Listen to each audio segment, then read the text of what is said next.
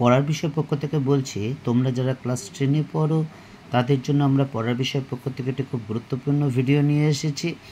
আজকে আমরা ইতিহাস 4র্থ অধ্যায়ের সংঘবদ্ধতার গোড়ার কথা বৈশিষ্ট্য ও পর্যালোচনা, এই অধ্যায়টায় যে 2017 থেকে 2023 সাল পর্যন্ত বা 24 সাল পর্যন্ত পর্ষদের টেস্ট পেপারে যে অবজেক্টিভ প্রশ্নগুলো এসেছে কিন্তু আজ অবধি এগুলো মাধ্যমিকে আসেনি, সেই অবজেক্টিভের উত্তরগুলো নিয়ে আমরা কিন্তু আলোচনা করব। এই অবজেক্টিভগুলো কিন্তু তোমাদের 2026 সালে অর্থাৎ জীবনে প্রথম বাইরে গিয়ে যে পরীক্ষা দেবে তাতে কিন্তু অবশ্যই আসতে পারবে। তোমরা জানো যে এই চ্যাপ্টারটা অর্থাৎ 4র্থ অধ্যায়ে 6 নম্বরের অবজেক্টিভ আছে, এর মধ্যে 3টে এমসিকিউ থাকবে। তোমরা জানো 20 নম্বরের এমসিকিউ থাকবে, তার মধ্যে 3টে এমসিকিউ এই চ্যাপ্টার থেকে থাকবে, আর বাকি যে 16 নম্বর এসে কিউ থাকবে সেই 16-র মধ্যে 3টে এসে কিউ এই অধ্যায় থেকে থাকবে। কাজে এই অধ্যায়টা কিন্তু খুব গুরুত্বপূর্ণ।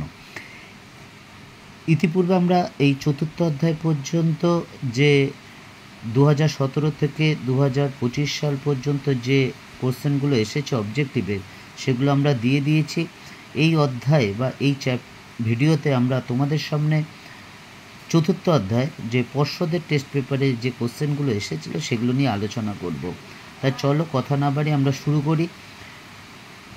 দেখো, প্রথম প্রশ্নটা, মঙ্গল পাণ্ডে হলেন সিপাহী বিদ্রোহের প্রথম শহীদ।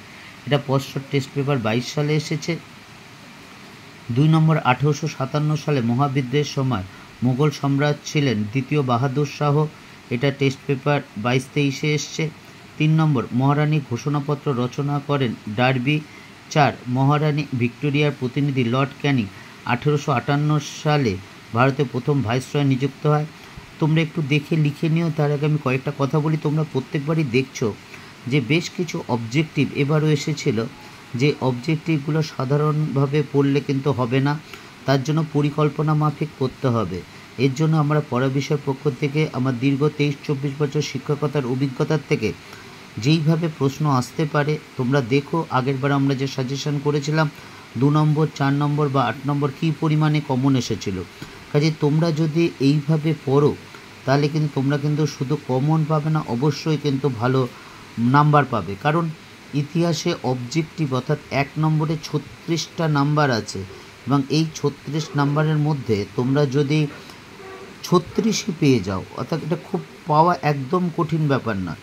যদি তোমরা 36ই পেয়ে যাও তাহলে কিন্তু নাম্বারটা খুব ভালো জায়গায় চলে যায়। এছাড়া আমরা 2 নম্বরের যে অবজেক্টিভগুলো বিগত বছরের মাধ্যমিকে এসেছে সেগুলো আমরা তোমাদের সামনে উত্তর সহ তুলে ধরি, শুধু উত্তর না সেগুলো বুঝিয়েও দিই। কারণ আমরা বিশ্বাস করি যদি তুমি জিনিসটা বুঝতে পারো তাহলে কিন্তু তোমার কাছে সেই জিনিসটা খুব সহজেই কিন্তু তুমি মুখস্থ করে বা আত্মস্থ করে পরীক্ষার খাতায় অবশ্যই লিখে দিতে পারবে। এছাড়া আমরা 4 নম্বর বা 8 নম্বরের যে গুরুত্বপূর্ণ প্রশ্নগুলো যেগুলো 2026 সালে তোমাদের প্রথম জীবনে বাইরে বড় পরীক্ষা দেবে সেগুলো কিন্তু আমরা তোমাদের সামনে তুলে ধরছি। শুধু তুলে ধরছি না, নোট দিয়ে দিচ্ছি না, সেগুলো কিন্তু বুঝিয়েও দিচ্ছি।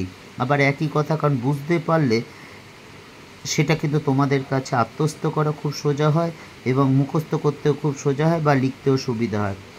কারণ নোট, অনেক নোট আছে, প্রত্যেকটা নোটই ভালো, কিন্তু তুমি যদি সেটা বুঝতে না পারো, না উপলব্ধি করো, তাহলে সেই নোটটা কিন্তু তোমার কাছে কোনো দাম থাকে না। সেটা আমরা বুঝি দীর্ঘ 23-24 বছর শিক্ষকতার অভিজ্ঞতা বা মাধ্যমিক খাতা দেখার পরিপ্রেক্ষিতে এটা কিন্তু বলছি। এছাড়া আমরা পড়ার বিষয়ের পক্ষ থেকে 2017 থেকে 2024 সাল পর্যন্ত যে মাধ্যমিক হয়েছে, 25 সাল পর্যন্ত যে মাধ্যমিক হয়েছে তার আমরা সবচেয়ে ভালো উত্তরগুলো নিয়ে কিন্তু তোমাদের সামনে হাজির হয়েছি। কারণ এটা দেখাতে চেয়েছি যে কি টু দ্য পয়েন্ট লিখলে, বেশি লেখার দরকার নেই, টু দ্য পয়েন্ট লিখলে কী করে 100% মার্কস পাওয়া যায়। আমরা ইতিহাস বলো, জীবনবিজ্ঞান বলো, জড়বিজ্ঞান বলো, বাংলা বলো, অঙ্ক বলো, ইংরেজি বলো, ভূগোল বলো, প্রত্যেকটা তার 7টা সাবজেক্টই কিন্তু আমরা তোমাদের সামনে তুলে ধরেছি। তোমাদের যদি মনে হয় দেখো, কারণ মনে হয় যে তোমরা যদি দেখো তাহলে বুঝতে পারবে যে কি করে তোমাদের মাধ্যমিকের খাতায় লিখতে হয় এবং লিখলে কিন্তু পুরো নাম্বার পাওয়া যায়। কাজে যদি চ্যানেলটি ভালো লাগে অবশ্যই চ্যানেলটি লাইক করো বা সাবস্ক্রাইব করো বা বেল আইকন টিপে রেখো। আমরা পড়ার বিষয়ের পক্ষ থেকে ইতিমধ্যে 4 নম্বর বা 8 নম্বরের সাজেশন দিয়ে দিয়েছি, তোমরা সেগুলোকে ফলো করো। এবং যে সাজেশন যেগুলো দিয়েছি সেগুলো কিন্তু আমরা উত্তর দিয়ে দেবো না, শুধু উত্তর দেবো না, সেটা কিন্তু বুঝিয়েও দেবো তোমাদের সামনে, যাতে তোমরা বুঝতে পারো। কাজেই যদি মনে হয় চ্যানেলটি ভালো লাগছে বা তোমাদের উপকারে লাগতে পারে, তাহলে অবশ্যই পড়ার বিষয় চ্যানেলটিকে লাইক করো বা সাবস্ক্রাইব করো, বেল আইকন টিপে রেখো এবং বন্ধুদের দেখতে বলো। এবং তোমাদের কোনো কিছু দরকার হলে অবশ্যই আমাদের জানিও। কোনো কিছু যদি দরকার হয় আমাদের জানিও, কারণ তোমাদের প্রয়োজন যদি আমরা মেটাতে পারি সেটা আমাদের কাছে খুবই আনন্দের বিষয়। এছাড়া তোমাদের কিছু সাজেশন থাকলে আমাদের জানিও। পড়ার বিষয় পক্ষ থেকে এতটুকুই, অগ্রিম শুভেচ্ছা রইল। জীবনে প্রথম বাইরে গিয়ে পরীক্ষা দেবে, যে ফেব্রুয়ারি মাসে তোমাদের পরীক্ষা শুরু হচ্ছে, ইতিমধ্যে তোমরা রুটিন পেয়ে গেছো, তার জন্য অগ্রিম শুভেচ্ছা রইল পড়ার বিষয় পক্ষ থেকে।